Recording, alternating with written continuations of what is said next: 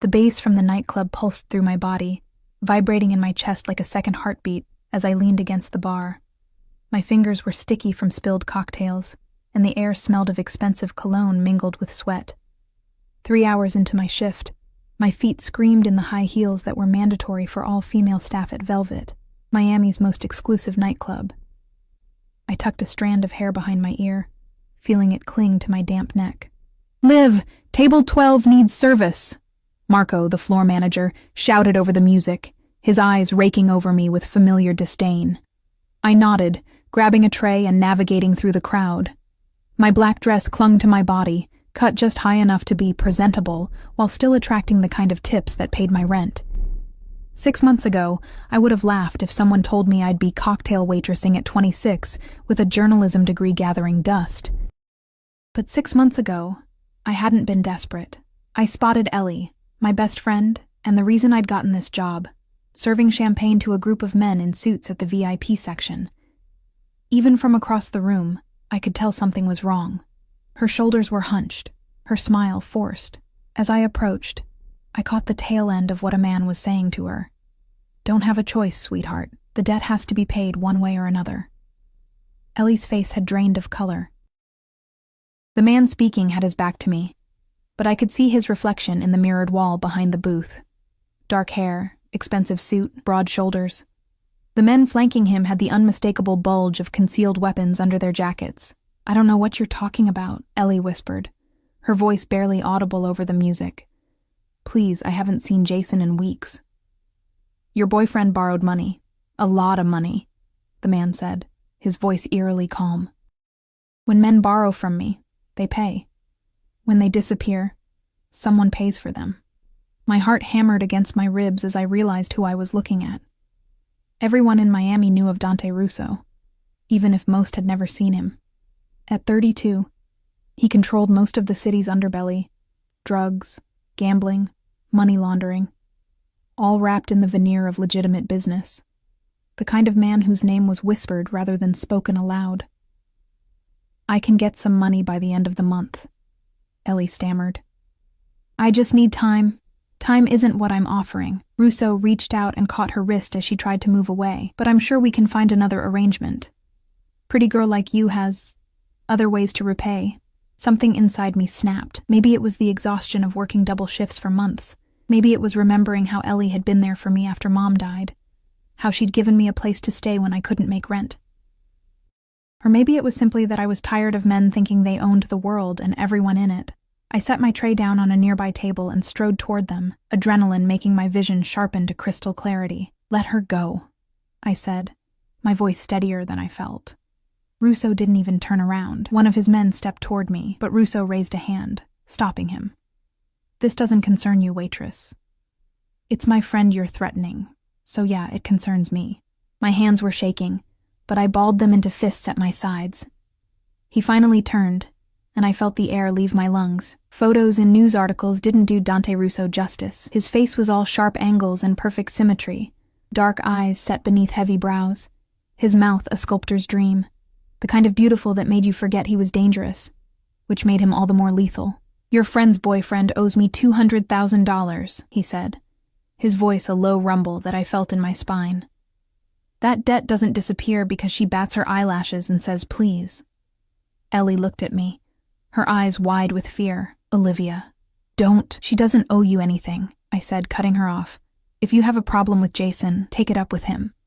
Russo's eyebrows rose slightly, as if he wasn't used to being interrupted. The corner of his mouth twitched, and I couldn't tell if he was amused or angry. Both seemed equally dangerous. "Debts transfer," he said simply, as if explaining something to a child. "That's how it works in my world. She vouched for him. She lives with him. She's responsible." "That's not how the real world works," I countered, knowing I should stop, but unable to. "That's how predators work." The air around the table seemed to freeze. His men tensed, hands moving subtly toward their weapons. Russo himself went completely still, his eyes darkening as they fixed on me. I felt like a mouse that had just challenged a cat, belatedly realizing the terrible mistake I'd made. "I think you should apologize to Mr. Russo." one of his men said quietly, menace dripping from every word. Russo raised a hand again, silencing him without looking away from me. No. Let her speak.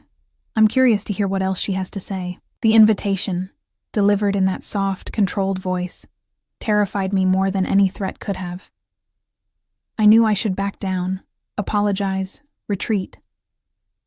But Ellie was trembling beside him, and all I could think about was how many others had been in her position, intimidated and threatened by men with power. She works here because she needs to pay rent and eat, not to be harassed by men who think money buys them ownership of other people, I said, my voice rising despite my attempt to control it. Find Jason if you want your money. Leave her alone. The club seemed to fade away, the music muffling as Russo stood, towering over me. He was at least a foot taller, his presence filling the space between us until it was hard to breathe. His cologne, something woodsy and expensive, enveloped me as he stepped closer. You have no idea who you're talking to, he said, voice deceptively gentle. I know exactly who you are, I replied, and I don't care. It happened so fast. He reached for Ellie's arm again, his fingers closing around her wrist in what looked like a painful grip. She whimpered, and something in me broke free. My palm connected with his cheek before I could think twice. The crack of skin against skin was lost in the music, but I felt the impact vibrate up my arm. His head barely moved from the force, but the red mark bloomed instantly on his olive skin. Time stopped. The bodyguards moved forward, but again, Russo held them back with a nearly imperceptible gesture. His eyes never left mine, and to my horror, the corner of his mouth curved upward. Finally, he said, his voice a caress that made my skin prickle with warning. A real woman. My stomach dropped. This wasn't the reaction I'd expected. Anger, threats, even violence, but not this strange approval that glittered in his eyes. Mr. Russo, one of his men started. Leave us, Russo commanded, not looking away from me. When they hesitated, he added, now. They withdrew a few steps, still watching. Russo rubbed his jaw where my hand had connected, the small smile never leaving his face. What's your name? He asked. I swallowed hard. None of your business. His smile widened. Olivia, isn't it? That's what your friend called you. I cursed silently. What do you want? Originally, to collect a debt. His eyes traveled over my face, lingering on my lips before returning to my eyes. Now I'm finding myself distracted. Liv, Ellie whispered urgently. I'm so sorry. Jason told me he needed money for his mother's surgery. I had no idea. It's okay, I assured her, though we both knew it wasn't. Nothing about this situation was okay. Russo watched our exchange with interest. Here's what's going to happen, he said, his tone making it clear this wasn't a negotiation. Your friend's debt is now yours to resolve. My blood ran cold. What? You heard me. He reached into his jacket and pulled out a business card, holding it between two fingers. Call this number tomorrow. We'll discuss terms. I'm not calling you, I said, even as I felt the situation spiraling further out of my control. He stepped closer, so close I could see the flecks of amber in his dark eyes. Yes, you are. Because if you don't, I'll return to collect from your friend. And trust me, Olivia, you don't want that. The way he said my name made it sound like he was tasting it, savoring it. I took the card reflexively, my fingers brushing against his. The brief contact sent an unwelcome jolt through my body. This isn't over, I warned, trying to sound braver than I felt. No, he agreed, that unsettling smile returning. It's just beginning. He turned to leave, then paused. Oh, and Olivia? Don't even think about running. I would find you. The threat was delivered like a promise, like something I should look forward to. I watched him walk away, his men falling into step behind him, parting the crowd without effort. My legs felt weak, and I collapsed onto the seat Russo had vacated. What have I done? I whispered. Ellie gripped my hand, her fingers ice cold. You shouldn't have done that, Liv. Do you know who he is? What he does to people who cross him? I nodded numbly, staring at the business card in my hand.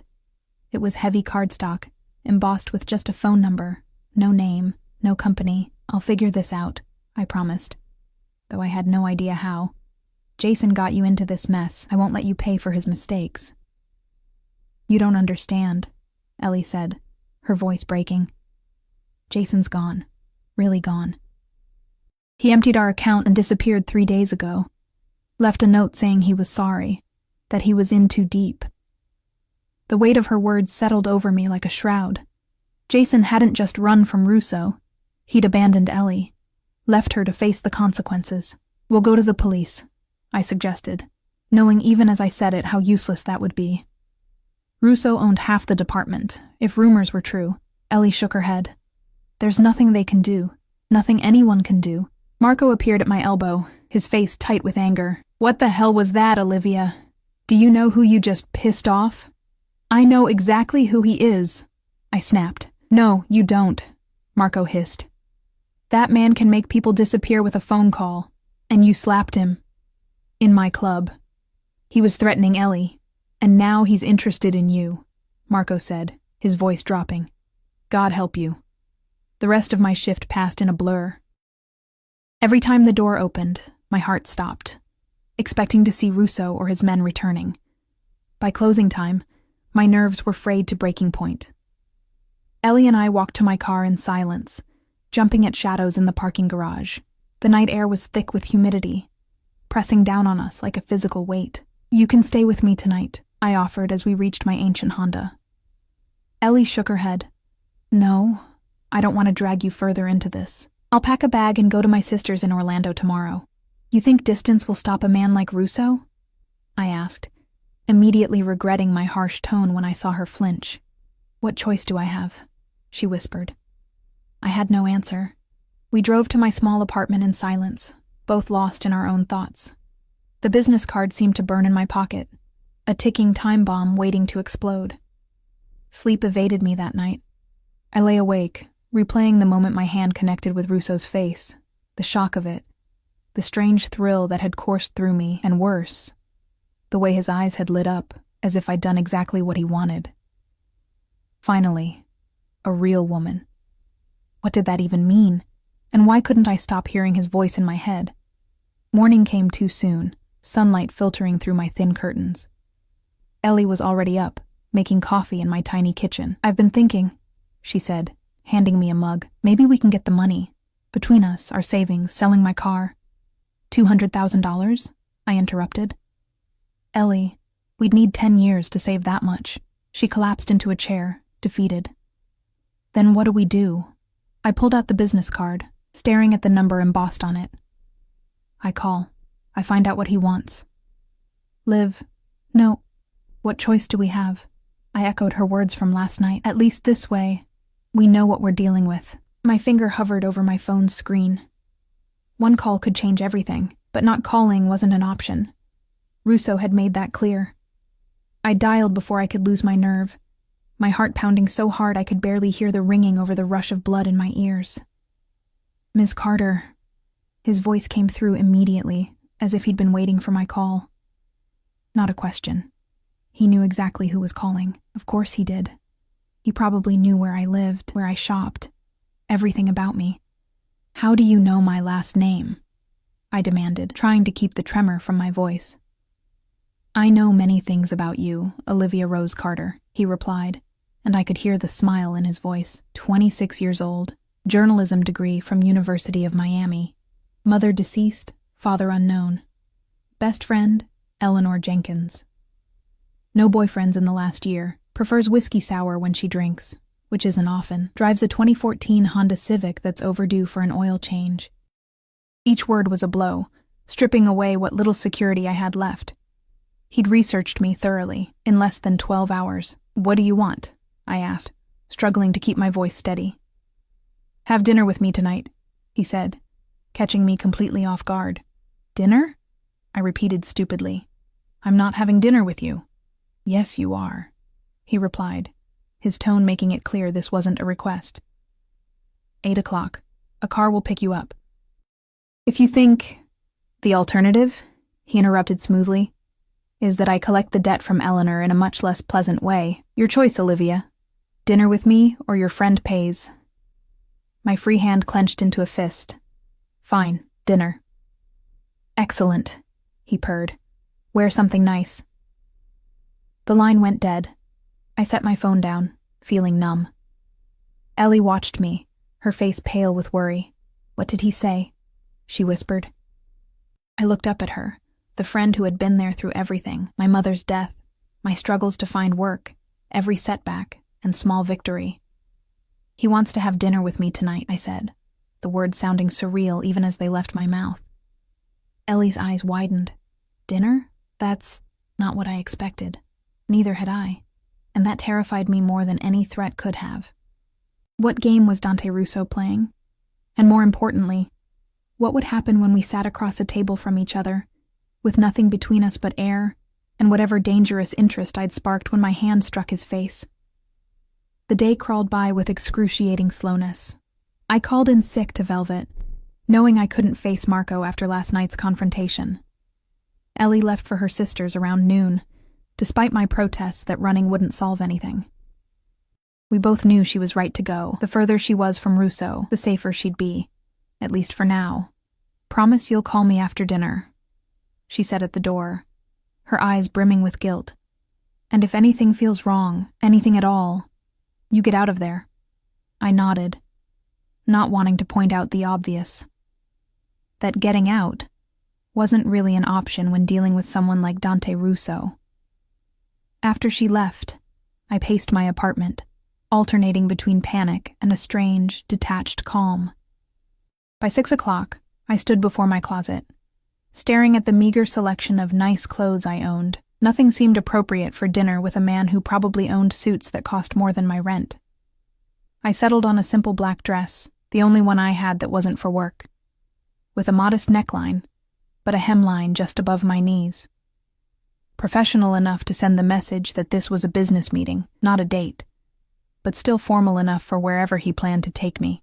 I paired it with the only decent heels I owned, and spent more time than usual on my makeup, telling myself it was armor rather than an attempt to impress.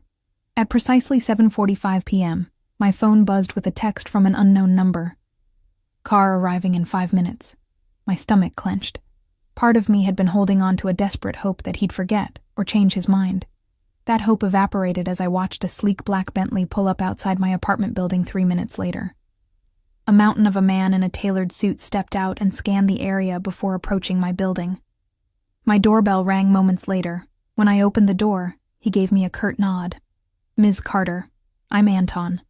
Mr. Russo sent me to escort you. His accent was Eastern European, his expression professionally blank. He didn't look like a chauffeur, he looked like security. I can find my way to a car, I said, more sharply than intended. Anton didn't react. Mr. Russo's instructions were explicit. I am to escort you directly to him. The corridor suddenly felt very narrow, very isolated. I grabbed my small clutch purse and phone, locking the door behind me with hands that shook slightly. Anton led the way, maintaining a respectful distance but keeping me firmly in his sight. The evening air hit me as we stepped outside, Miami's persistent humidity making my carefully styled hair begin to frizz immediately. Anton opened the car door, and I slid into the cool leather interior, noting the privacy partition that separated the driver's compartment from the back. Where are we going? I asked, as Anton took his place behind the wheel. Mr. Russo is at his residence, he replied, meeting my eyes in the rearview mirror. He prefers privacy for important discussions. Alarm bells rang in my head. I thought we were having dinner at a restaurant. Mr. Russo doesn't dine in public establishments often, Anton said, his tone making it clear the matter wasn't up for debate. I swallowed hard, trying to quell the rising panic. Going to Russo's home put me at an even greater disadvantage. No witnesses, no public setting to moderate his behavior, or mine. I considered demanding to be taken to a restaurant, but something told me Anton's instructions were non-negotiable. The drive took us away from the city center and toward the exclusive waterfront properties of Star Island. We passed through a guarded gate where Anton exchanged a few words with security, then wound down a private drive lined with royal palms. The house, mansion really, appeared at the end of the drive, a modern glass and stone structure overlooking Biscayne Bay. 2 more guards stood at the entrance, scanning me with practiced eyes as Anton led me inside. The interior was a minimalist's dream: open space, clean lines, museum-quality art on the walls. Floor-to-ceiling windows offered a panoramic view of the illuminated Miami skyline across the water. "This way," Anton directed, leading me through the main hall to a terrace that wrapped around the back of the house. And there he was. Dante Russo stood at the balustrade, his back to me, looking out over the water. He wore dark trousers and a white shirt with the sleeves rolled to the elbows, revealing forearms corded with lean muscle. The casual posture did nothing to diminish his commanding presence. "Sir," Anton announced, "Ms. Carter has arrived."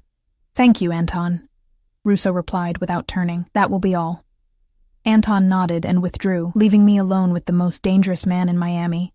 The sound of the door closing behind him felt like a prison cell locking. Russo finally turned, and the full force of his attention hit me like a physical blow. His dark eyes assessed me in one swift, comprehensive glance that somehow made me feel both seen and exposed. "Olivia," he said, my name in his mouth sounding intimate in a way that made my skin heat. "Thank you for coming." "Did I have a choice?" I asked, my voice steadier than I felt. His mouth curved in that same unsettling half-smile I'd seen the night before. "Everyone has choices. You made yours when you stepped into that car." He gestured to a glass-topped table set for 2, with candles already lit and wine breathing in a crystal decanter. "Please sit. Dinner will be served shortly." I hesitated, then moved to the chair he indicated, hyper-aware of his eyes on me as I sat. He took the seat opposite, moving with the fluid grace of a predator. "Your home is—" I searched for a word that wasn't a compliment. "Isolated." "I value my privacy," he said, pouring wine into my glass without asking if I wanted any. "Especially when getting to know someone new." "Is that what we're doing? Getting to know each other?" I asked, leaving the wine untouched. "That's exactly what we're doing." He poured himself a glass and took a sip, watching me over the rim. "Tell me about yourself, Olivia." I almost laughed. "You already seem to know everything. My full name, my car, my drinking preferences, surface details," he dismissed with a wave of his hand. "Anyone can learn those with the right resources." "And you have unlimited resources," I stated. He inclined his head in acknowledgement. "I prefer to think of it as being thorough. Some might call it stalking." That earned me a genuine smile, one that transformed his face and made him look almost approachable. "Almost." "Most people wouldn't say that to my face," he noted. "I'm not most people." "No," he agreed, his eyes darkening. "You're not." That became abundantly clear last night. The memory of my hand connecting with his face flashed between us. I fought the urge to apologize, not because I regretted defending Ellie, but because the reminder of my impulsivity made me acutely aware of my vulnerability now. A staff member appeared silently, serving an appetizer of seared scallops before disappearing again. I stared at the perfectly plated food, my appetite non-existent. "You should eat," Russo said, noticing my hesitation. "I assure you, it's not poisoned." "That's exactly what someone who poisoned food would say," I replied automatically. He laughed, a rich sound that seemed to roll through the air between us. "If I wanted to harm you, Olivia, I wouldn't need to resort to poison." The casual threat should have terrified me. Instead, I found myself picking up my fork, more to have something to do with my hands than from any desire to eat. "Why am I here?" I asked bluntly. "What do you really want?" Russo set down his wine glass, his expression becoming more serious. "Directness. I appreciate that." He leaned forward slightly. "I want to offer you a proposition." My stomach twisted. "I'm not interested in being one of your acquisitions." "You misunderstand," he said, though the glint in his eyes suggested he wasn't entirely displeased by my assumption. "This is about business, and your friend's debt." He reached for something beside his plate, a folder I hadn't noticed before, and slid it across the table to me. "Open it." With reluctant fingers, I flipped the folder open. Inside were photos of Jason, Ellie's boyfriend, meeting with men I didn't recognize. exchanging what looked like documents. The final photo showed Jason boarding a plane. "Your friend's boyfriend didn't just steal from me," Russo said, his voice hardening. "He sold information. Names of my associates, details about certain operations. He thought he could take my money, sell my secrets, and disappear." I stared at the photos, my mind racing. "So you're not just after the money?" "The money is irrelevant," he confirmed. "What matters is the principle. No one steals from me and walks away." Fear gripped me, not for myself, but for Ellie. She had nothing to do with this. She didn't know, perhaps not, he conceded. But she brought him into my world. She vouched for him when he needed introductions. That doesn't make her responsible for his actions. In my world, it does. His tone was implacable. "However, I'm willing to consider an alternative arrangement." I swallowed hard. "What kind of arrangement?" Russo studied me for a moment, as if deciding whether I was worthy of his proposition. "You're a journalist, yes. Graduated with honors before the economy forced you into less suitable employment." I nodded warily, unsure where this was going. "I have a position that needs filling. Someone with your skills. Research, writing, attention to detail. My previous media relations coordinator recently departed." The way he hesitated on that last word made my blood run cold. I didn't want to know what departed meant in Russo's vocabulary. "You want me to work for you?" I asked incredulously. "For 6 months," he specified. "During which time, your friend's debt will be considered paid. After that, you're free to go, with a recommendation that will open doors at any publication you choose." I laughed hollowly. "Right, because former PR for Miami's biggest crime lord looks great on a resume." His expression didn't change. "Publicly, you would be working for the Russo Group, a legitimate enterprise with interests in real estate, hospitality, and private equity. And privately, you would report directly to me," he said, his eyes holding mine. "Handle certain sensitive communications, ensure the right narrative reaches the right ears." I took a sip of wine, needing something to steady myself. "And if I refuse, then Eleanor Jenkins will be responsible for her boyfriend's full debt, both financial and otherwise." The threat hung in the air between us, made all the more menacing by his calm delivery. I set down my glass carefully, buying time to think. What would this job entail exactly? "You would move into the guest house on this property," he said, gesturing toward a smaller building visible through the windows. "You would be at my disposal 24 hours a day. Your primary duties would involve managing press releases, monitoring media coverage of my legitimate businesses, and occasionally redirecting attention from my other interests."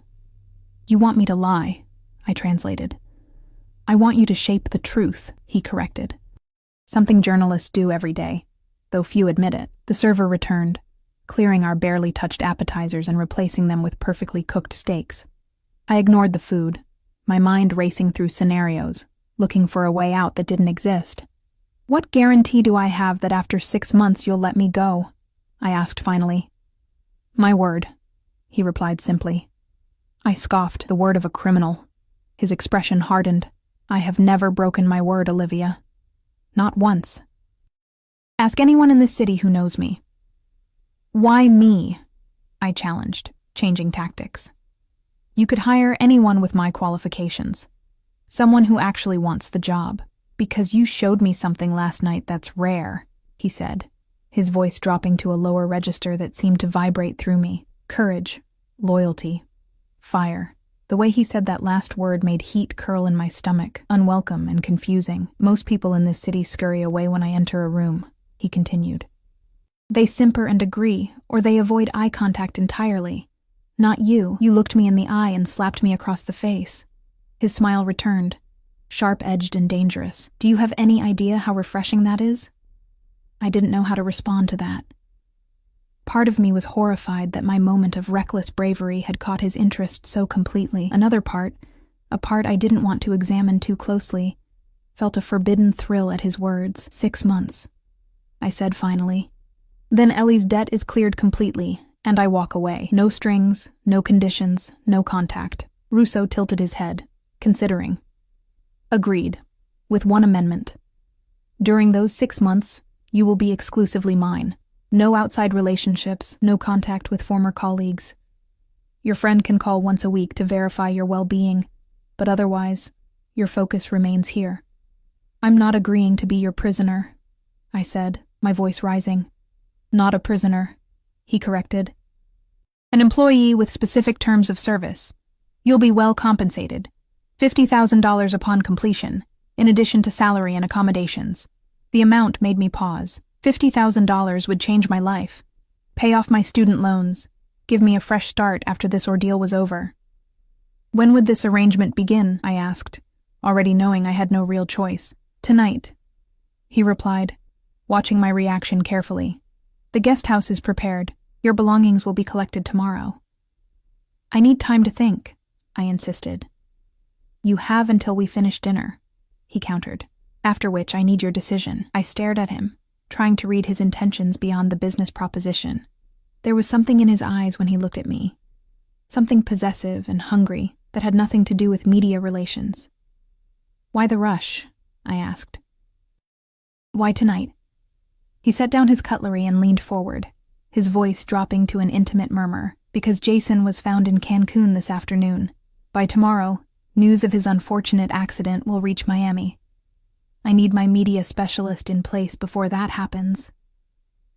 My blood turned to ice. What did you do to him? Nothing he didn't bring on himself, Russo replied, his tone dismissive. The real question is, what will you do, Olivia? Save yourself and your friend, or join him in suffering the consequences of his choices? The real choice was painfully clear. Become Dante Russo's captive employee, or condemn Ellie to whatever fate he had planned for those who crossed him. No choice at all. I'll do it, I said quietly. 6 months. Then we're done. Something flickered in his eyes, triumph, satisfaction, and something darker I couldn't name. Excellent decision. He raised his wineglass in a toast. To new beginnings. I raised mine automatically, the crystal catching the candlelight. To surviving them, I countered. His smile widened, revealing perfect white teeth. I think we'll get along very well, Olivia. I doubted that. But as we clinked glasses, sealing our devil's bargain, I realized with growing unease that part of me was curious about what lay ahead, about him, about this strange, dangerous world I was stepping into. The rest of dinner passed in a blur of forced conversation and subtle power plays. Russo asked questions about my background, my education, my career aspirations before economic reality had intervened. I answered minimally, still processing what I'd agreed to. When the meal concluded, he stood. I'll have Anton show you to the guest house. Get some rest. We begin at 7 tomorrow morning. I need to call Ellie, I said. Let her know she's safe. He nodded. Of course. Tell her the debt is settled, provided you fulfill your end of our arrangement. His eyes held mine, the warning clear. And Olivia? Remember that everything you do reflects on me now. I protect what's mine, fiercely. The possessive claim sent a shiver down my spine. I'm not yours, I said automatically. I'm your employee, temporarily. His smile was knowing, patient, as if I'd said something naively amusing. For the next 6 months, there's very little difference. He stepped closer, invading my personal space until I could smell his cologne. Sleep well, Olivia. Tomorrow, your new life begins. As Anton led me to the guest house, the full weight of what I'd agreed to settled over me. 6 months in Dante Russo's world, under his control, at his beck and call. 6 months pretending to support a criminal empire while looking for a way to protect Ellie and myself. 6 months trying to ignore whatever dangerous interest I'd sparked in Miami's most notorious crime lord. The guest house was beautiful, all modern luxury and expensive furnishings. But as the door closed behind me, it felt like nothing more than a gilded cage. I pulled out my phone to call Ellie, to tell her she was safe, even if I wasn't sure I could say the same about myself. As I dialed her number, I caught my reflection in a window. Behind me, across the immaculately landscaped grounds, I could see Russo standing on his terrace, watching my new temporary home, watching me. A predator keeping an eye on his newest acquisition. Morning arrived with brutal efficiency. sunlight streaming through windows whose blinds I hadn't thought to close. I blinked awake, momentarily disoriented by unfamiliar surroundings, until yesterday's events came rushing back. The guest house. Russo. Our deal. My phone showed 6:30 a.m. No missed calls from Ellie. She'd been too upset after our conversation last night to talk further, promising to call today when she'd processed everything. I couldn't blame her. I was still processing it myself. The closet, which I'd been too exhausted to explore last night, revealed a selection of women's clothing in my size. The discovery sent a chill down my spine. Russo had prepared for my arrival, confident I would agree to his terms. Or perhaps he'd never intended to give me a choice at all. I selected the most conservative option, black trousers and a white blouse, and made my way to the bathroom. Like everything else in the guest house, it was designed for luxury, with a rainfall shower and marble countertops. I took my time, using the expensive toiletries provided, postponing the inevitable moment when I would have to face Russo again. At precisely 6:55 a.m., a knock came at the door. Anton stood outside, his expression impassive as always. "Ms. Carter, Mr. Russo is waiting for you in the main house." I nodded, smoothing down my blouse in a nervous gesture. "Lead the way." The morning air was already warm, promising another scorching Miami day. Dew clung to the manicured lawn between the guest house and the main residence, dampening the hem of my trousers as we walked. 2 security guards patrolled the perimeter, and I noticed cameras strategically placed throughout the grounds. This wasn't just a home, it was a fortress. Anton led me through a different entrance than the previous night, bringing me to what appeared to be a home office. Floor-to-ceiling bookshelves lined one wall, a massive desk dominated the center of the room, and a seating area with leather sofas occupied the far corner. Everything spoke of wealth and taste, without being ostentatious. Russo sat behind the desk, phone to his ear, speaking in rapid Italian. He glanced up as I entered, his eyes performing that same swift assessment that made me feel stripped bare. He gestured for me to sit in one of the chairs facing his desk, continuing his conversation without pause. I took the opportunity to observe him. In daylight, his features were even more striking, the strong jaw, high cheekbones, and those dark eyes that seemed to miss nothing. He wore another impeccably tailored suit, charcoal gray this time, with a pale blue shirt open at the collar. A heavy gold watch glinted at his wrist, the only jewelry he wore. He ended his call abruptly and set the phone down. "Good morning, Olivia. Did you sleep well?" "As well as can be expected," I replied honestly. He smiled slightly. "It takes time to adjust to new surroundings. Coffee?" He gestured to a silver carafe on a side table. "Please." My voice came out rougher than intended, betraying my need for caffeine. He rose and poured 2 cups himself rather than calling for staff, a gesture that might have seemed considerate from anyone else. From Russo, it felt like another power play, showing he didn't need servants to attend to every need. He handed me a cup, our fingers brushing briefly in the exchange. I tried to ignore the small jolt of awareness the contact triggered. "Today will be primarily orientation," he said, returning to his seat. "You'll need to understand the structure of the Russo Group, meet key personnel, and familiarize yourself with current projects and media strategies." I took a sip of coffee, strong, with notes of chocolate and spice. "You speak as if this is a normal corporate job." "For many aspects, it is," he replied. "The Russo Group employs over 500 people across legitimate enterprises. Hotels, nightclubs, real estate developments, all requiring standard business operations." "And the not-so-legitimate enterprises?" I asked boldly. His expression didn't change, but his eyes hardened slightly. "Those remain separate. Your role primarily concerns the public-facing aspects of my business." "Primarily," I repeated, "but not entirely."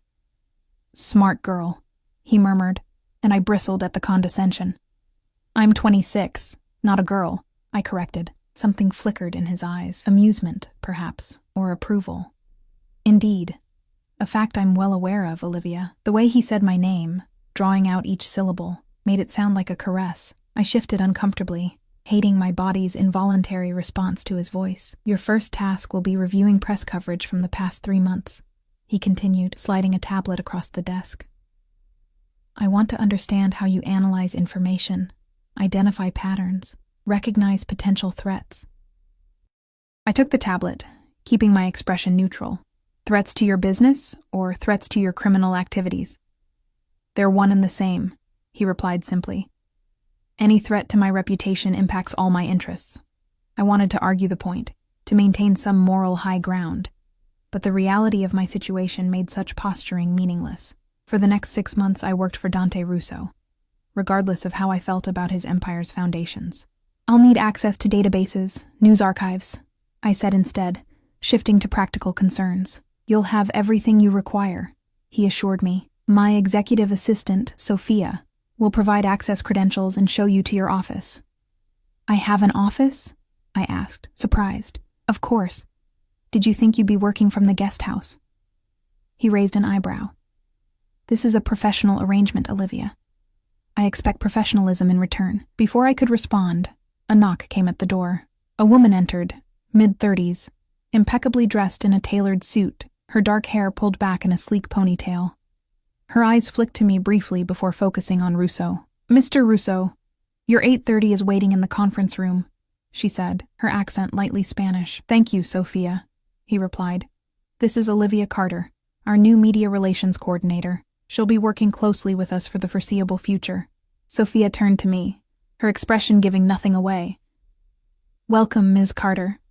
Sophia will show you to your office and help you get settled, Russo said, rising from his chair. We'll reconvene at noon to discuss your initial observations. I stood, clutching the tablet like a shield. And if I have questions before then? Sophia can answer most operational queries, he replied. For anything else? He pulled a phone from his desk drawer and handed it to me. This is programmed with necessary contacts. My direct line is the first entry. I took the phone, noting it was the latest model, sleek and expensive. I have my own phone, which you'll use for personal communications only, he said firmly. This one is secure, encrypted. Business matters stay on business devices. Another way to monitor me, I realized, to control my communications, separate me from my normal life. Understood, I said tightly. He stepped closer, his tall frame looming over me. One more thing, Olivia. The information you'll be handling is sensitive, confidential. The consequences for breaching that confidentiality would be severe. Not just for you, but for those you care about. The threat was delivered in the same conversational tone he might use to discuss the weather, making it all the more chilling. Are you threatening Ellie again? I asked, anger flaring despite my best efforts to remain composed. Not threatening, clarifying expectations. His eyes held mine. Trust is earned, not given. Until you earn mine, certain. Safeguards remain in place.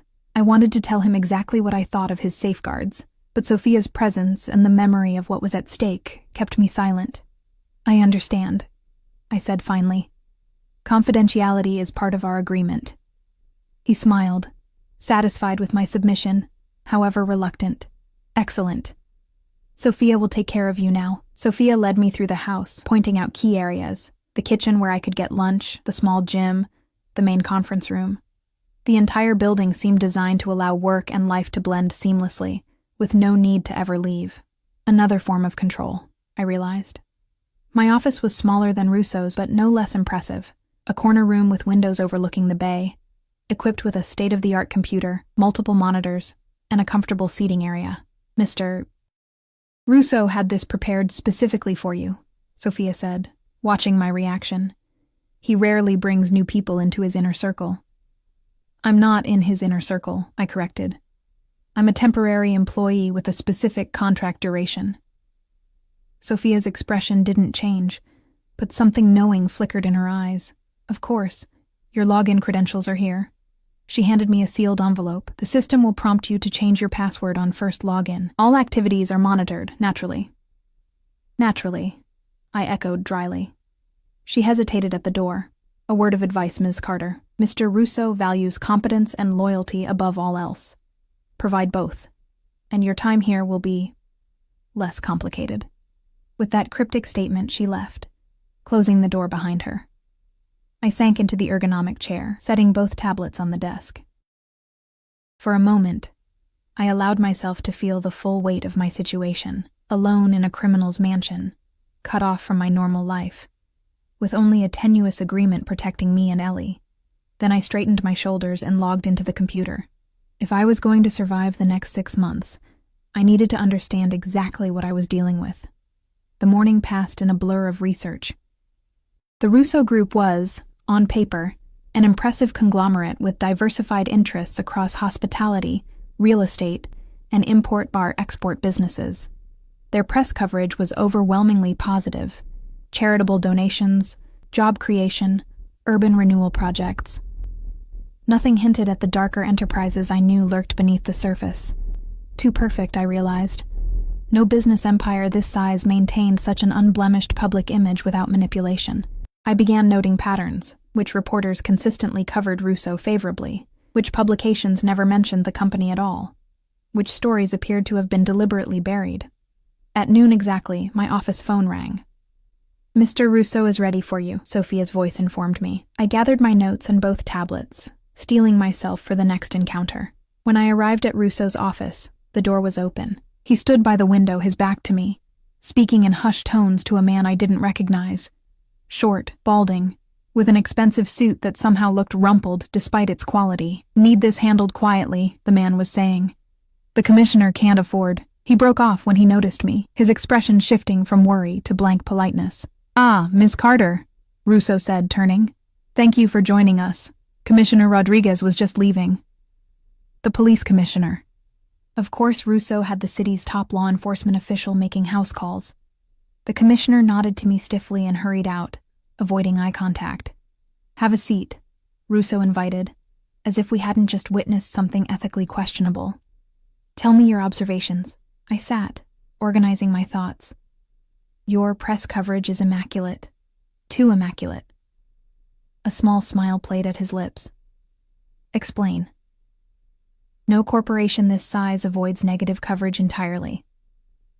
There's usually something: labor disputes, environmental concerns, executive misconduct. The Russo Group has none of that. Instead, you have consistent, strategically placed positive stories that create a perfect corporate citizen narrative. And you find this suspicious?" He leaned back in his chair, watching me intently. "I find it manufactured," I corrected. "Which raises the question of what's being hidden beneath all this carefully cultivated goodwill." He laughed, a genuine sound of appreciation that caught me off guard. "Excellent. Most people see what they're meant to see. You look for what's missing." "I'm a journalist," I said simply. "Or I was. Still are," he countered, "just with a different employer and objective now." I struggled not to react visibly. His words hit too close to the ethical compromise I was already wrestling with. "What else did you notice?" he asked, folding his hands on the desk. I consulted my notes. 3 reporters consistently get exclusives with your organization. All 3 received journalism awards from foundations with ties to your charitable organizations. 2 local editors who ran negative stories about development projects in Little Havana were replaced within months. And any mention of your name in connection with criminal activities is immediately countered by a profile highlighting your philanthropic work. His expression remained neutral, but I could see approval in his eyes. "Continue." "You're buying influence," I stated plainly. "Not just with money, but with access, recognition, and strategic pressure. Creating a network of media allies while neutralizing potential critics. The term is media relations," he said, amusement coloring his voice. "The term is manipulation," I countered. He shrugged, unbothered by my judgment. "Call it what you will. The system works. Your job is to ensure it continues working." "By helping you manipulate public perception," I said flatly. "By helping manage the narrative surrounding my legitimate businesses," he corrected smoothly. "Nothing in your contract requires you to engage with other aspects of my enterprises, except when they threaten your reputation," I pointed out, remembering his earlier words. His smile widened. "You pay attention. Good." He stood, circling the desk to lean against it, too close for comfort. "Your first assignment is this." He handed me a folder. Inside was information about a waterfront development project facing community opposition. "Local activists claim this project will displace residents and destroy a historic neighborhood," I said, scanning the documents. They've scheduled protests for next week. Precisely. I want this reframed. The development includes affordable housing units, creates hundreds of jobs, and preserves key historic structures. Focus on those aspects. You want me to discredit the opposition? I translated. I want you to highlight the facts that support our position, he countered. Create a press release, identify sympathetic journalists, and develop a strategy to shift public opinion. It was standard PR work, technically ethical if I focused solely on the legitimate aspects of the project. I could do this without compromising my principles too severely. I'll need to verify these claims about affordable housing and historic preservation, I said. Of course. Sophia will arrange site visits, meetings with the development team, whatever you require. He studied me for a moment. You're uncomfortable. It wasn't a question, but I answered anyway. I'm adjusting. To working for someone like me? He asked, his voice dropping lower. Or to finding that the line between right and wrong isn't as clear as you once thought? Both, I wanted to say, but kept silent, unwilling to give him the satisfaction. He straightened, moving back behind his desk. You'll join me for dinner tonight, 7 o'clock. We have more to discuss.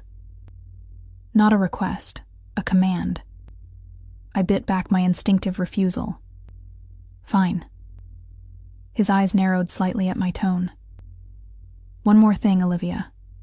While you're here, you represent me. Your appearance, your conduct, everything reflects on the Russo name. I glanced down at my conservative outfit, confused. Is there a problem with how I'm dressed? Not for the office, he replied. For dinner tonight, you'll find more suitable options have been delivered to the guest house. My temper flared. I don't need you choosing my clothes. It wasn't a suggestion, he said mildly, but with steel underneath. 7 o'clock. I left his office seething, humiliation and anger burning in my chest. I'd expected the ethical compromises this job would require, but not this level of personal control.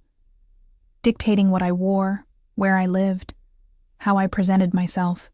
The afternoon passed in a blur of work as I buried my frustration in research and drafting. By 5, I had produced a comprehensive media strategy for the development project, one that emphasized legitimate positive aspects while remaining technically truthful, a compromise I could live with, for now. When I returned to the guest house, a garment bag hung on the closet door. Inside was an emerald green dress that probably cost more than 3 months of my previous salary, along with matching shoes and a small jewelry box containing diamond earrings. I stared at the items, torn between outrage at his presumption and a treacherous appreciation for his taste. The dress was elegant rather than revealing, the jewelry subtle rather than ostentatious. Not what I would have expected from a man accustomed to the company of Miami's most beautiful women. At 6:55, I stood before the mirror, barely recognizing myself. The dress fit perfectly, emphasizing curves I usually downplayed in professional settings. The color made my eyes seem more green than hazel, and my dark hair, which I'd left loose, contrasted dramatically with the emerald fabric. Anton arrived precisely at 7 to escort me, his expression unchanging despite my transformed appearance. The main house was quieter than during the day, most staff apparently gone. He led me not to the terrace where we'd dined previously, but to a smaller, more intimate dining room with a table set for 2. Russo stood as I entered, his eyes moving over me in a slow, appreciative assessment that made my skin warm despite my determination to remain unmoved. Perfect. He said simply, "The dress or the strategy document I sent you?" I asked, keeping my voice cool. His lips curved. Both. Though I admit, the dress exceeds expectations. I'm not one of your possessions to be dressed up, I said, taking my seat without waiting for him to pull out my chair. He sat across from me, unbothered by my small act of defiance. "No, you're not," he agreed, surprising me. "You're far more interesting than an object." A server appeared with wine, pouring for both of us before retreating silently. "To your first day," Russo said, raising his glass. "The work you submitted was impressive, thorough, strategic, and subtle in its manipulation."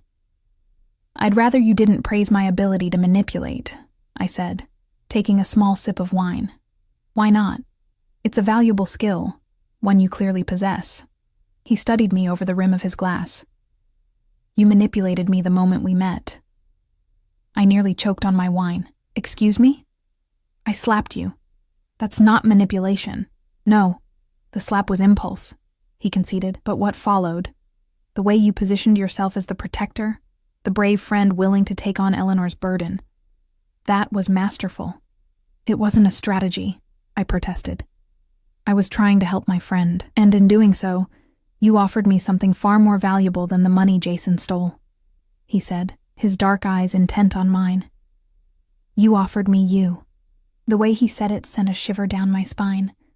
Not entirely from fear. That's not what happened. No? He set down his glass. Then tell me, Olivia, if I had simply forgiven Eleanor's debt that night, would you be sitting here now? Would you have given me a second thought? I opened my mouth to reply, then closed it. He was right, in a way. If he had let Ellie go, I would have walked away, relieved to be free of his attention. I never would have entered his world voluntarily. I'm here because you threatened my friend, I said finally. You're here because I recognize something in you worth pursuing, he countered.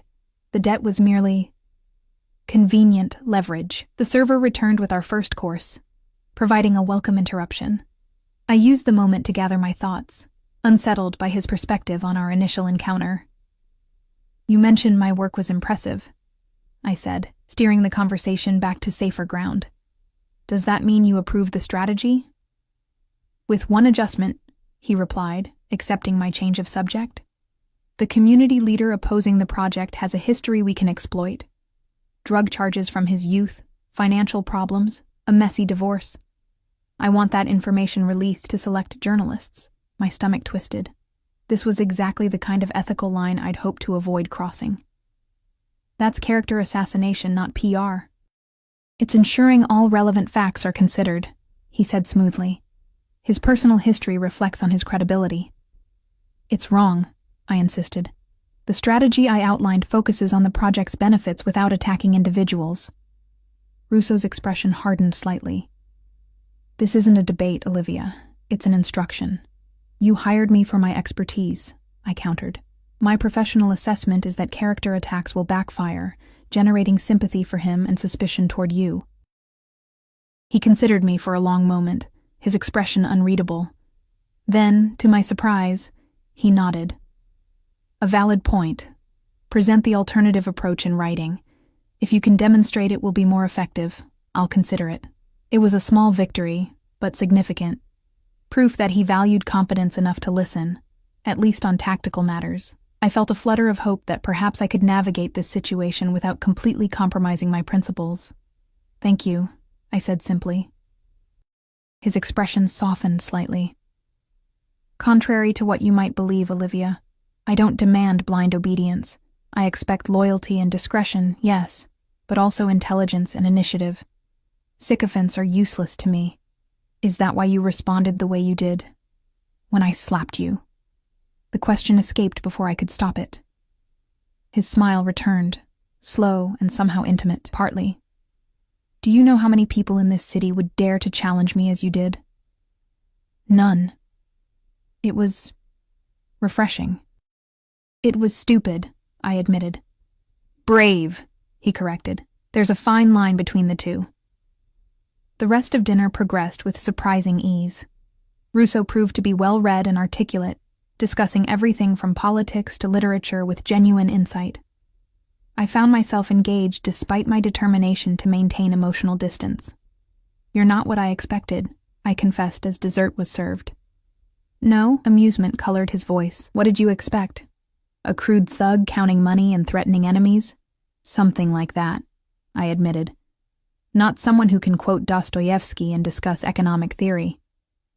The world isn't divided into good educated people and evil criminals, Olivia, he said, his voice softening. People are more complex than that. Even those who make choices you consider wrong. Choices like threatening innocent women over debts they didn't incur? I couldn't help asking.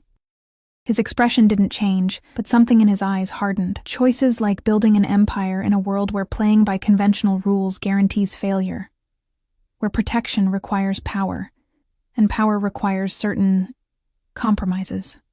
That sounds like justification, not explanation, I said quietly. He inclined his head. Perhaps. But it's the reality I live in. The reality you're now part of, at least temporarily. As dinner concluded, he walked me back to the guest house himself rather than summoning Anton. The night air was heavy with the scent of jasmine, stars obscured by Miami's ambient light. We walked in silence, the only sound our footsteps on the stone path. At my door, he stopped, turning to face me. You did well today, Olivia, better than I anticipated. Thank you, I said, unsure how to respond to the genuine approval in his voice. He reached out suddenly, his fingers brushing my cheek in a touch so light it might have been imagined. You're different here, he observed. Away from the office, less guarded. I stiffened, taking a small step back. I'm still your employee. That hasn't changed. No, he agreed, dropping his hand. But this arrangement between us, it will evolve over time. They always do. The implication in his words made my heart race. Good night, Mr. Russo. Dante, he corrected, his voice low. When we're alone, at least. I shook my head. That would imply a familiarity I'm not comfortable with. Instead of anger, his expression showed something like admiration. As you wish. For now. He stepped back. 7 a.m. tomorrow, Olivia. We have a busy day ahead. As he walked away, I slipped inside and leaned against the closed door, my heart pounding. 1 day down, 181 to go. Already, the lines I'd drawn were blurring, between professional and personal, between compromise and capitulation, and most disturbing of all, between the fear Dante Russo inspired and something far more dangerous that I wasn't ready to name. Days turned into weeks with unsettling ease. My role at the Russo group fell into a rhythm that felt almost normal at times. Meetings, press releases, media monitoring. I crafted narratives that were technically true, while carefully obscuring less savory aspects of Dante's businesses. I told myself it was just PR. No different from what corporate communications specialists did every day, but there were moments that shattered that comforting illusion. The hushed conversations that stopped when I entered rooms, the occasional visitor who arrived with bruised knuckles or haunted eyes. The way certain topics were discussed in careful euphemisms, rather than direct terms. And then there was Dante himself. He remained a contradiction I couldn't resolve, capable of both calculated cruelty and unexpected kindness. I'd seen him threaten a man over a business dispute with such quiet menace that the man nearly collapsed, then hours later donate millions to a children's hospital with genuine compassion. He could discuss art and literature with more insight than most professors I'd known, then casually mention handling a problem in ways that made my blood run cold. Most unsettling was his growing interest in me.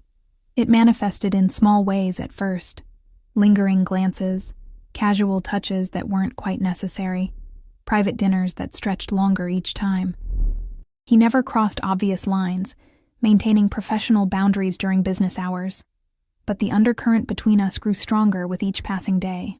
By the end of my first month, rumors circulated among staff about my privileged position. Sophia's initial coolness had intensified to barely disguised resentment. Only Anton remained consistently neutral, though I sometimes caught him watching me with what might have been concern. You need to be careful, Ellie said during one of our weekly phone calls, her voice tight with worry. He doesn't see you as an employee, Liv. I know what I'm doing, I assured her, though I felt increasingly less certain. How are things in Orlando? Fine. Quiet. She hesitated. Jason's body was found, did you know? It was on the news. A swimming accident in Mexico. My stomach clenched. I did know. Had seen the press reports come across my desk. Had even helped craft the statement expressing the Russo Group's condolences to the family of a former associate. I heard, I said neutrally. I'm sorry, Ellie. Are you? She asked, her voice breaking. Because you sound different, Liv, like you're becoming one of them. Her words haunted me for days afterward. Was I changing? Adapting too well to this world of power and moral compromise? I told myself I was merely playing a role, maintaining the facade necessary to survive. But sometimes the line between pretending and becoming blurred dangerously. 6 weeks into my contract, everything shifted.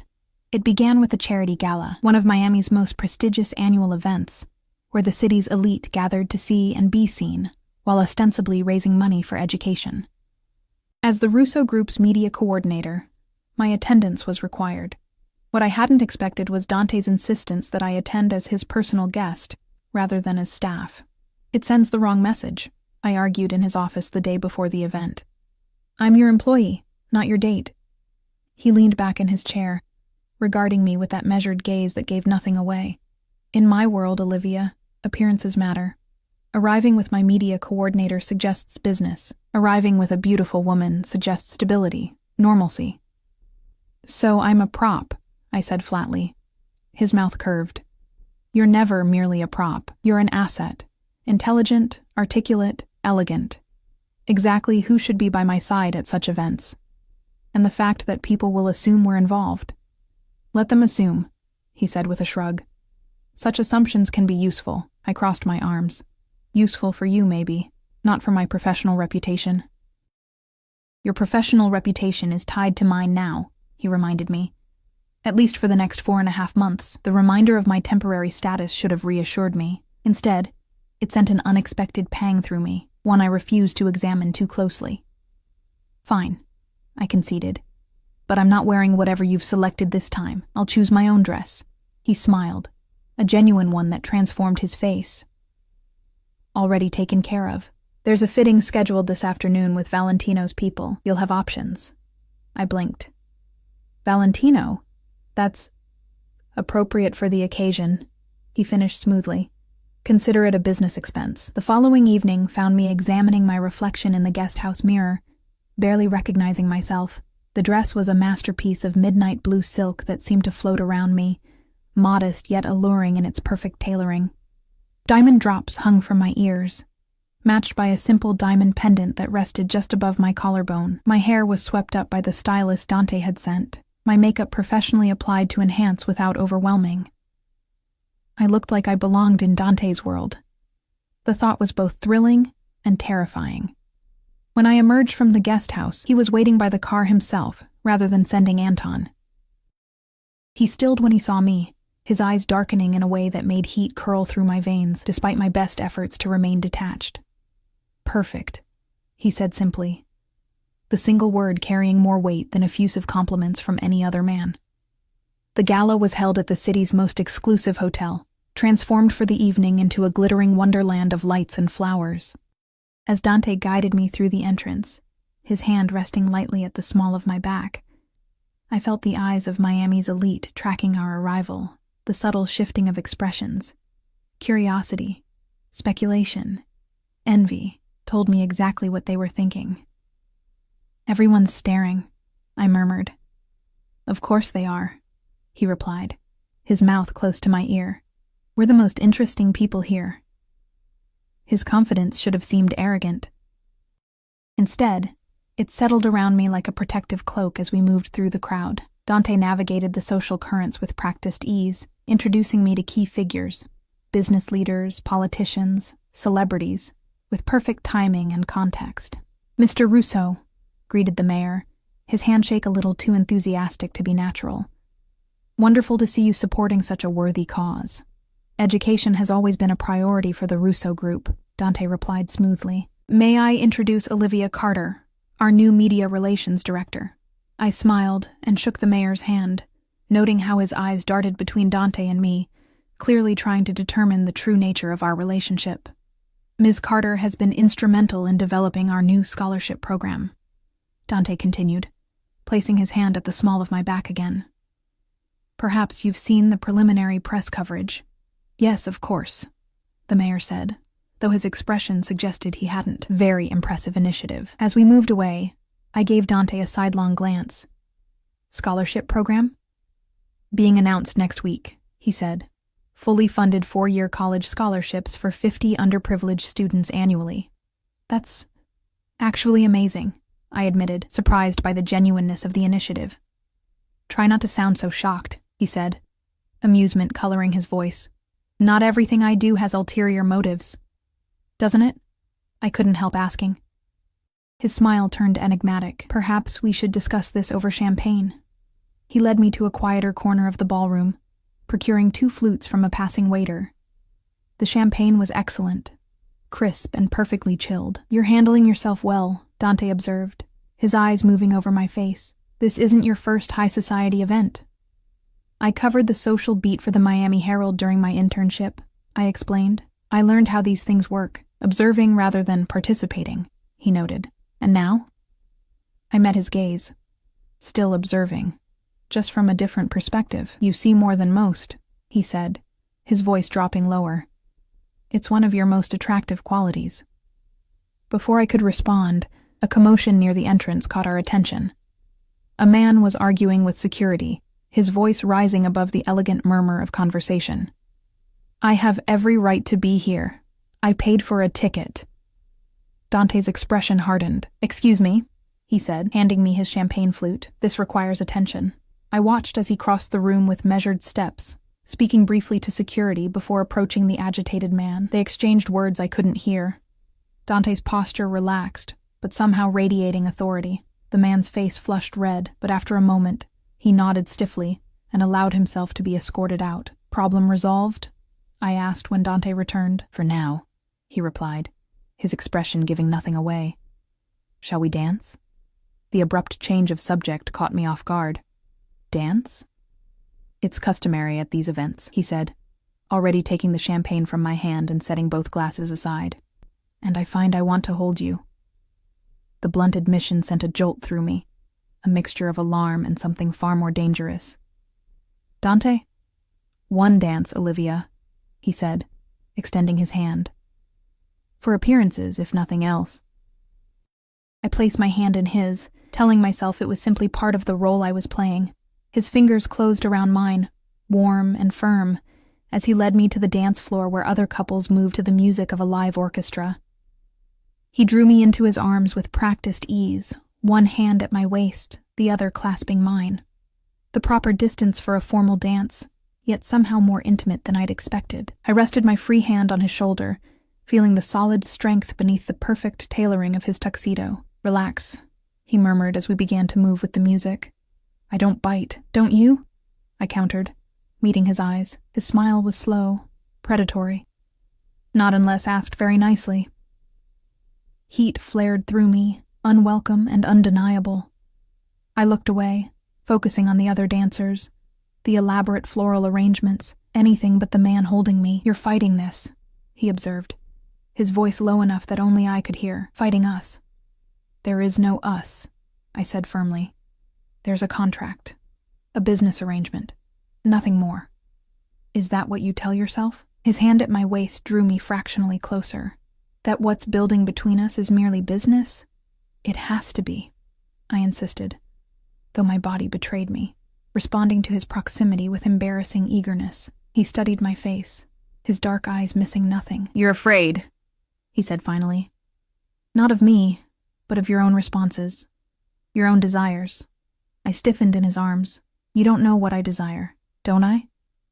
He bent his head slightly, his lips nearly brushing my ear. "Your pupils dilate when I enter a room. Your pulse quickens when I touch you. Like now, at your wrist. You watch me when you think I'm not looking. With hunger, you try to disguise as professional attention." Each observation landed like a physical touch, stripping away the defenses I'd built so carefully. I pulled back slightly, needing distance. "This is inappropriate," I managed. "Perhaps," he conceded, not loosening his hold. "But it's honest. More honest than you've been with yourself." Before I could form a response, the music ended. Dante released me but kept my hand in his, raising it to his lips in a gesture that seemed both old-fashioned and intensely intimate.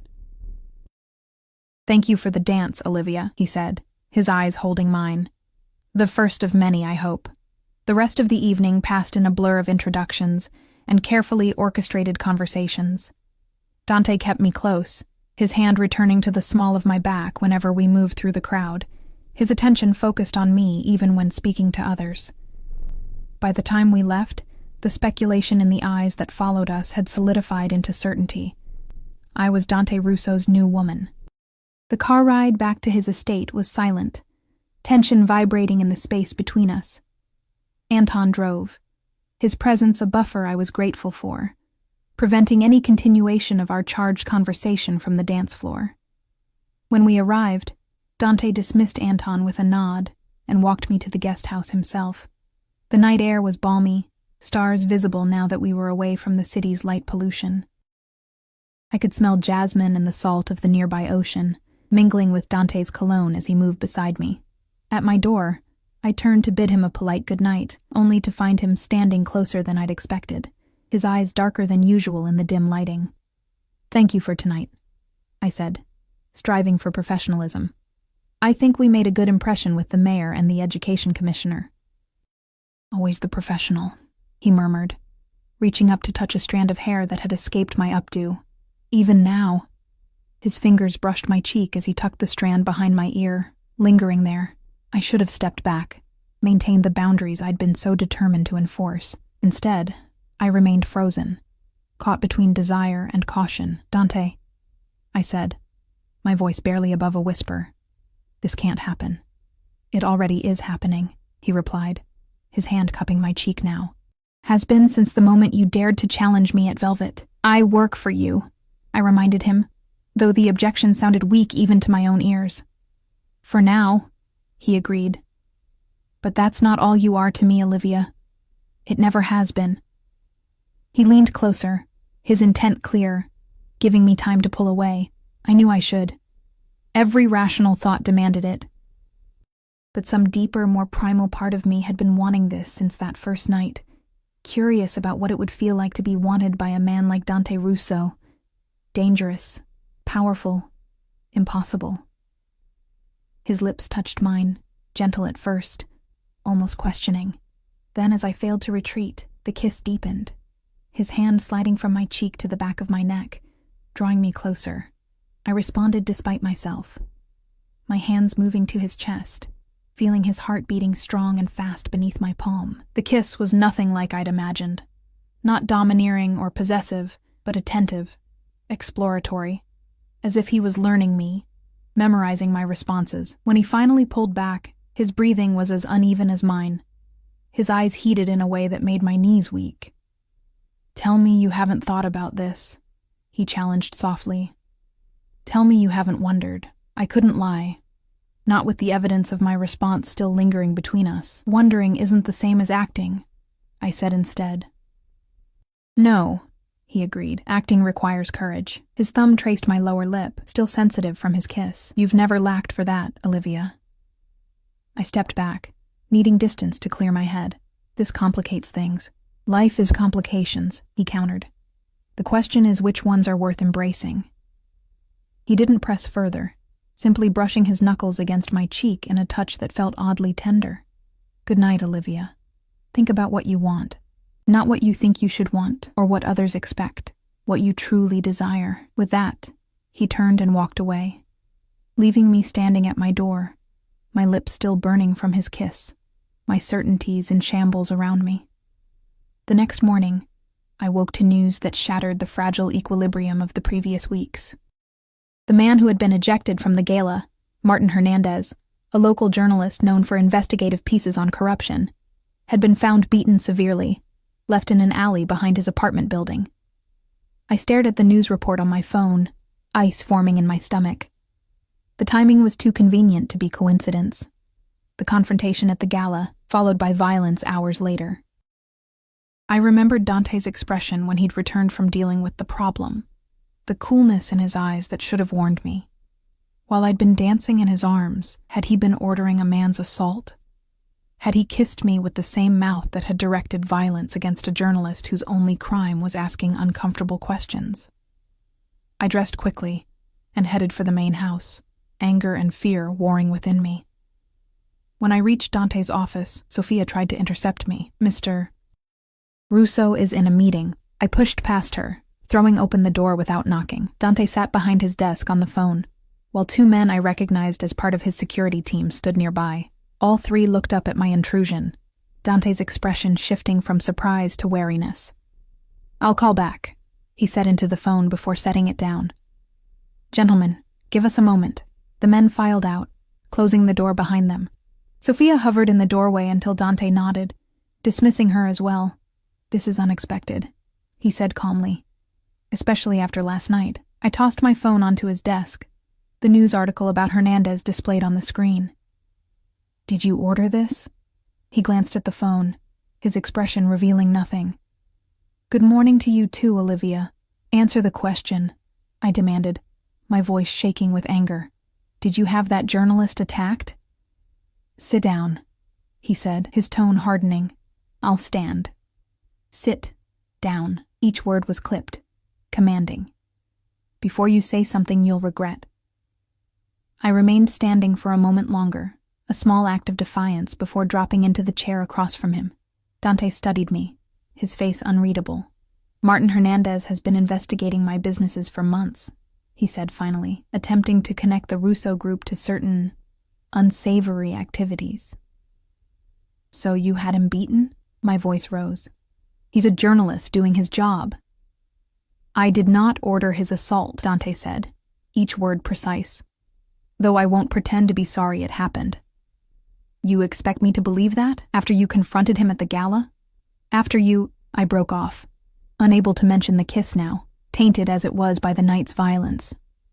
"Whether you believe me is your choice," he replied, leaning back in his chair. "But facts remain facts. I spoke to Hernandez at the gala because he was attempting to confront one of my business associates using a fraudulently obtained invitation.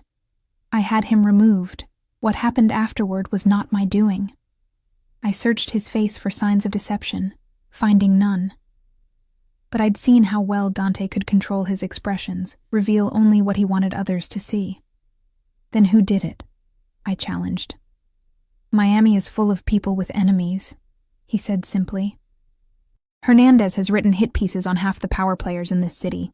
Any of them could have decided he needed a lesson in discretion. It was plausible, but convenient. Too convenient." "I don't believe you." Something flickered in his eyes, disappointment, perhaps, or anger carefully controlled. "That's your prerogative.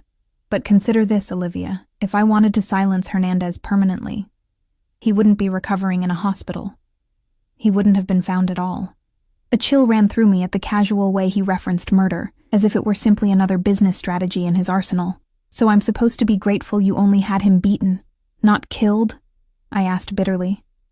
Dante's expression hardened. "I just told you, I didn't order the assault. Your refusal to believe me suggests you've already decided what kind of man I am, regardless of the truth." "I know exactly what kind of man you are," I said, rising from my chair. "I just forgot it for a moment last night." "Did you?" He stood as well, coming around the desk to stand before me. "Or did you see the truth, that I'm neither the monster you fear, nor the saint you wish for? That, like everyone, I exist in the gray spaces between extremes?" "There's nothing gray about violence," I insisted, "isn't there?" His voice was soft now, dangerous. "You live in a country built on violence, prosper in a global economy that exploits millions, benefit from systems that crush the vulnerable. But those violences are distant, sanitized, acceptable. You only object when it happens close enough to disturb your conscience." His words hit with uncomfortable precision. How many times had I written press releases for corporations with questionable labor practices? How many luxury products had I promoted that were produced in sweatshops? The moral high ground I was claiming suddenly felt less secure. "That doesn't justify what happened to Hernandez," I said, though my voice had lost some of its certainty. "No, it doesn't," Dante agreed unexpectedly. "If I knew who was responsible, they would answer for acting without authorization. In my organization, discipline and chain of command are paramount." I stared at him, trying to reconcile the man before me with the kiss we'd shared, with the violence that had occurred hours later. "I can't do this," I said finally. "Whatever was starting between us last night, it can't continue." Something like resignation crossed his face. "Because you think I ordered an assault? Or because you're afraid of your own attraction to someone who lives outside the boundaries of conventional morality?" "Both," I wanted to say, but couldn't voice the admission. "I'll fulfill my contract," I said instead. 4 more months, but it needs to be strictly professional from now on." Dante watched me for a long moment, his dark eyes revealing nothing of his thoughts. "As you wish," he said finally. though I suspect you'll find that harder than you imagine. He wasn't wrong. The following weeks proved excruciating. Working closely with him while maintaining emotional distance, feeling his eyes on me in meetings, remembering the heat of his kiss whenever we were alone together. I threw myself into work, producing media strategies with ruthless efficiency, avoiding situations where we might be left alone. Dante respected my boundaries outwardly, reverting to formal politeness that was somehow worse than any attempt to persuade me otherwise would have been. But I caught him watching me sometimes with an intensity that made my resolve waver. Brief moments when the mask of professional detachment slipped. 3 months into my contract, everything changed again. A rival organization made moves against Dante's territories, resulting in violence that couldn't be hidden from the press. A nightclub bombing, a warehouse fire, 2 of Dante's men found dead in a car with their throats cut. I watched from the sidelines, crafting statements that distanced the Russo group from these tragic criminal activities, while witnessing the reality behind closed doors.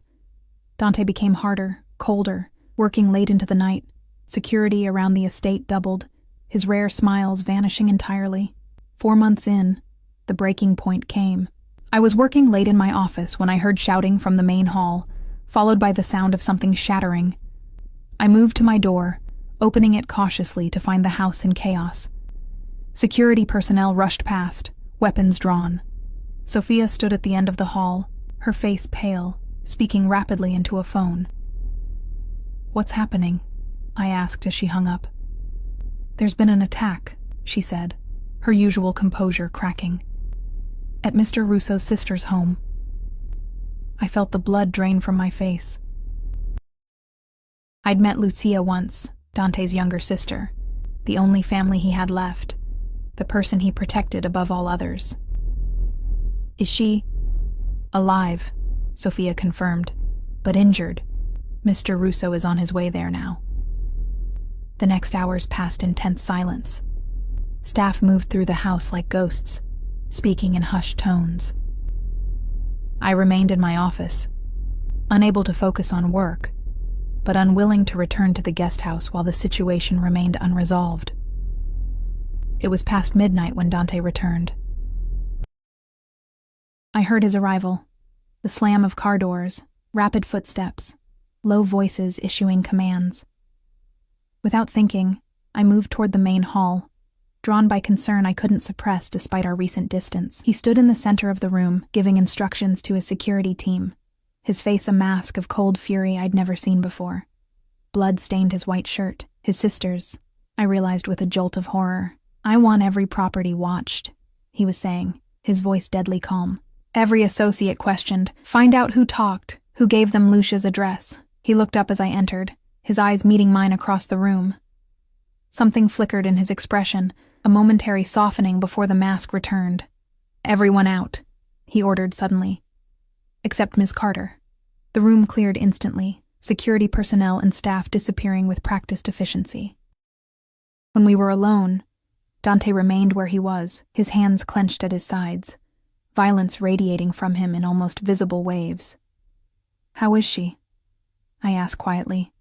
"Stable," he replied, his voice tight. The bullet missed anything vital, but if I'd been 10 minutes later, he trailed off, the implication hanging in the air between us. I moved closer, caution warring with compassion. "I'm sorry about Lucia. Is there anything I can do?" He looked at me, really looked at me, for the first time in weeks. "Why are you still here, Olivia? It's the middle of the night.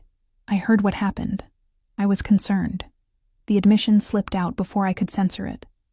"Concerned," he repeated, as if testing the word. "Despite believing me capable of having journalists beaten, despite maintaining your careful distance these past weeks?" I had no answer that wouldn't reveal too much of my confused feelings. Instead, I asked, "What will you do now?" His expression darkened. "What needs to be done? They targeted my family, Olivia. There's only one response to that." The cold certainty in his voice made it clear what he meant. Retaliation. Violence answered with greater violence. "Dante," I began, not even sure what I intended to say. "Don't," he cut me off sharply. "Don't tell me about justice or legal recourse or moral boundaries. Not tonight." I fell silent, recognizing the futility of such arguments in this moment. Instead, I moved closer still, until I stood directly before him. Without speaking, I reached out and took his hand. The one clenched so tightly his knuckles had gone white. He stared at our joined hands, surprise momentarily replacing anger in his expression. Then his fingers closed around mine, gripping with almost painful intensity. "You should go," he said, his voice rough. "You don't want to be part of what happens next." "No," I agreed quietly. "I don't. But I'm not leaving you like this." Something shifted in his eyes, vulnerability breaking through the fury for just a moment. "Why?" It was a simple question with a complicated answer. One I wasn't sure I fully understood myself. Because despite everything, I care what happens to you, to Lucia. Because the lines I thought were so clear aren't anymore. He studied my face, searching for deception and finding none. "You once told me there's nothing gray about violence," he reminded me. I was wrong, I admitted. Or at least incomplete in my understanding. The world is messier than I wanted to believe. Dante's free hand rose to cup my cheek, his touch gentle despite the violence I knew those same hands were capable of. Messy is one word for it. I leaned into his touch, abandoning the last pretense that I could remain emotionally detached from this man. "What happens now? With us?" "That depends on you," he said, his thumb tracing my cheekbone. "I've made my interest clear. My feelings haven't changed despite your withdrawal. And in 2 months, when my contract ends?" I asked, giving voice to the question that had haunted me for weeks. "What then?" "That was always your choice, Olivia," he said quietly. "Stay or go. I won't hold you if you choose to leave." I searched his face, looking for deception and finding none. "You'd let me walk away? After everything I've seen, everything I know about your operations?" "Yes," he said simply. "Though I'd prefer you stayed because you wanted to, not out of obligation or fear." The honesty in his voice undid me. I rose on tiptoes, pressing my lips to his in a kiss that answered more eloquently than words. He responded immediately, his arms encircling me, pulling me against him as if he'd been starving for this contact during our weeks of separation. When we finally parted, both breathing hard, I rested my forehead against his chest. "I don't know if I can be part of your world, Dante. Not all of it. Not the violence. I don't expect you to be," he said, stroking my hair. "But perhaps we can find a middle ground. A way for you to remain true to your principles while accepting who I am." It wasn't a perfect solution, but in that moment, it felt like enough. A beginning, at least. "I should go," I said reluctantly. "You have things to handle." He nodded, understanding my deliberate vagueness. "Yes, but afterward we'll talk," I promised. "Figure out what this is between us, what it could be." He released me slowly, as if reluctant to break contact. "Be careful, Olivia. Until this situation is resolved, stay close to the house. Anton will escort you anywhere you need to go." The reminder of danger sobered me. "How long will it take to resolve things?" "Not long," he said, his expression hardening again. "A week, perhaps 2. Then we can discuss the future, our future, if that's what you want." As I returned to the guest house that night, escorted by a somber Anton, I found myself at a crossroads I'd never imagined when I first slapped Dante Russo in a nightclub 5 months ago. My old life, journalism, moral certainty, clear boundaries between right and wrong, seemed distant now, replaced by a more nuanced understanding of power, compromise, and the gray areas where most of life actually happens. 2 weeks later, the rival organization that had targeted Dante's sister had been dismantled. Through means I deliberately didn't inquire about, Lucia recovered fully, protected now by security measures that would have rivaled a head of states. And I made my decision. On the final day of my 6-month contract, Dante waited in his office while I packed my belongings in the guest house. The terms had been fulfilled. Ellie's debt cleared, my obligation complete. The promised payment had been deposited in my account.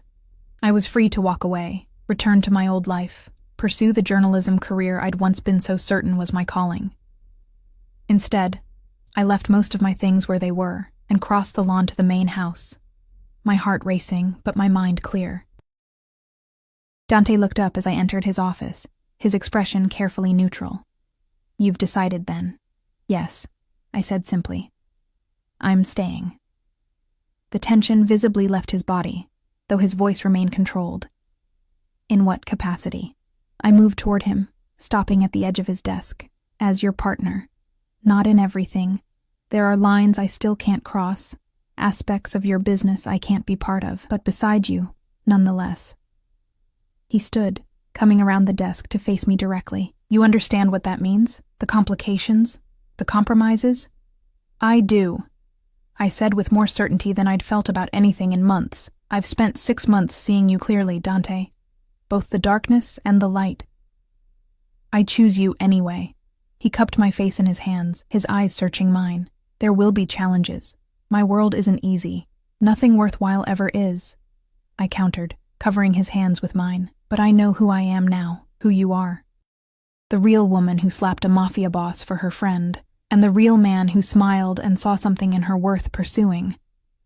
His smile, the genuine one that transformed his face, appeared slowly.